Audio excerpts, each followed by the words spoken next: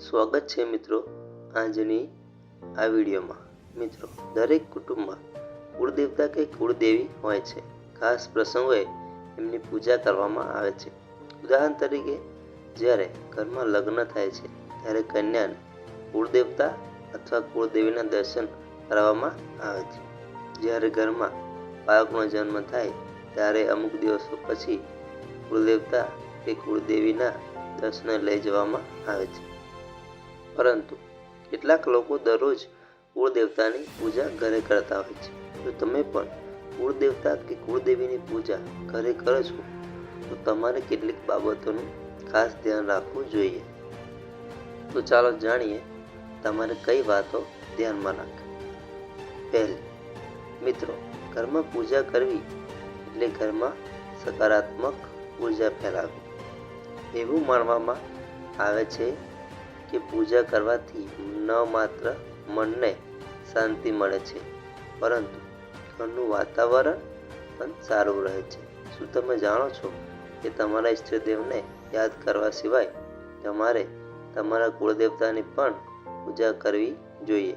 કુળદેવતા અને કુળદેવીની પૂજા કરવાથી ઘરમાં શાંતિનું વાતાવરણ રહે છે। 2.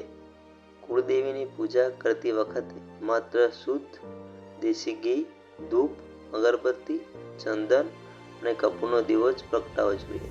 અને જો ઘરે કુળદેવતાની પૂજા પણ કરતા હોય તો એમને દરરોજ સ્નાન કરાવવું જોઈએ અને પ્રસાદ તરીકે ભોગ પણ ચડાવવું જોઈએ।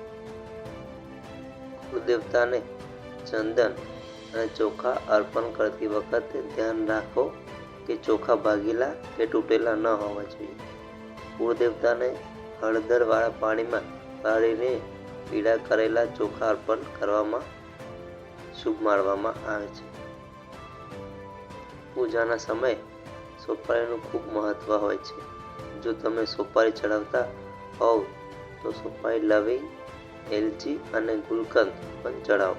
આ કુળદેવતાને ખુશ કરે છે।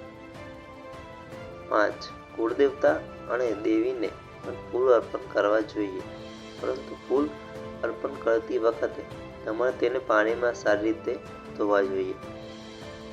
જે રીતે સવાર સાંજ તમામ દેવી દેવતાઓની પૂજા કરવામાં આવે છે તેવી જ રીતે કુળદેવી અને દેવતાઓની પૂજા પણ સવાર સાંજ દીપ પ્રગટાવીને કરવી જોઈએ। દરરોજ ઘરમાં દીવો પ્રગટાવવાથી તમે ઘરના વાસ્તુ દોષને પણ દૂર કરી શકો છો। 7.